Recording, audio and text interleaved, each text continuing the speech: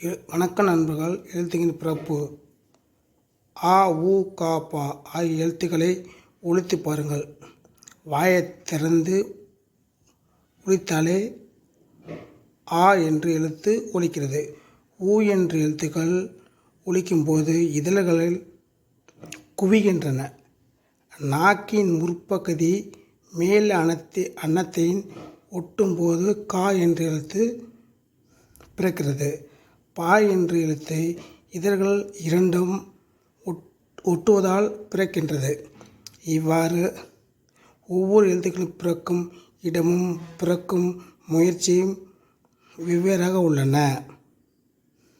பிறப்பு. உயிரின் முயற்சியில் உடலின் உள்ளிருந்து எழும் காற்றானது மார்பு, தலை, கழுத்து, மூக்கு ஆகிய 4 இடங்களில் ஒன்றின் பொருந்திய இதழ், நாக்கு, பல், மேல்வாய் ஆகிய உறுப்புகளின் முயற்சினால் வேறு ஒலியை தோன்றுகின்றன. இதனையே எழுத்துக்களின் பிறப்பு என்பார்.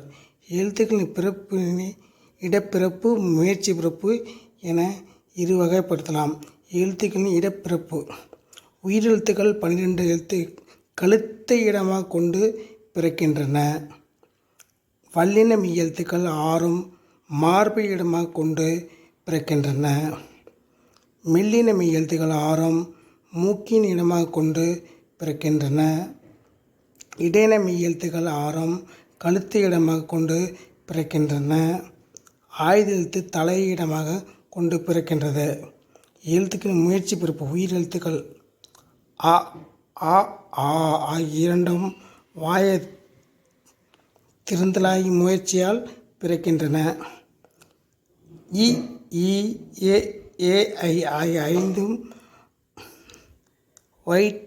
வாயைத் திறக்கும் முயற்சியுடன் நாக்கின் அடி ஓரமானது மேல்வாய் பல்லை பொருந்து முயற்சியால் பிறக்கின்றன. உ, ஓ, ஔ ஆகிய 5 வாயைத் திறக்கும் முயற்சியுடன் இதழ்களை குவியதால் பிறக்கின்றன. நன்றி, வணக்கம். மெய்யெழுத்துக்கள். இக், இங் ஆகிய இரு மெய்களும் நாவின் முற்பகுதி அன்னத்தின் அடிப்பகுதி பொருந்துவதால் பிறக்கின்றன.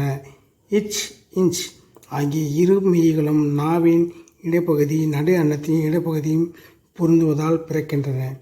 இட், இன் ஆகிய இரு மெய்களும் நாவின் நுனி அன்னத்தின்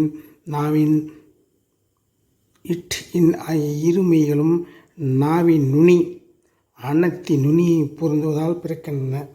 இத், இந்த் ஆகிய இரு மெய்களும் மேல்வாய் பல்லின் அடிநாக்கின் நுனி பொருந்துவதால் பிறக்கின்றன. இப், இம் ஆகிய இரு மெய்களும் மேல் இதழ்களும் கீழ் இதழ்களும் பொருந்துவதால் பிறக்கின்றது. இ, இது நாக்கின் அடிப்பகுதி மேல் வாயின் அடிப்பகுதி பொருந்துவதால் பிறக்கின்றது. இர், இல் ஆகிய இரு மெய்களும் மேல்வாய் நாக்கின் நுனி வருடுவதால் பிறக்கின்றது. இல், இது மேல்வாய் பல்லின் அடிப்பகுதி நாக்கின் ஓரங்களை தடித்து நெருங்குவதால் பிறக்கிறது. எல், இது மேல்வாய் நாக்கின் ஓரங்கள் தடித்து தடவுவதால் பிறக்கின்றது. இவ், இது மேல்வாய் பல்லை கீழ் உதடுகளும் பொருந்துவதால் பிறக்கின்றது. இர், இன் ஆகிய இரு மெய்களும் மேல்வாய் நாக்கின் நுனி மிகவும் பொருந்துவதால் பிறக்கின்றது. சார்பெழுத்து. ஆயுத எழுத்துக்கள் வாயைத் திறந்து ஒலிக்கும் முயற்சியால் பிறக்கிறது. சார்பெழுத்து யாவும் தத்துவம் முதலெழுத்துக்கள் தோன்றும் இடங்களிலேயே பிறப்பதற்கு உரிய முயற்சிகளை கொண்டு தாமும் பிறக்கின்றன.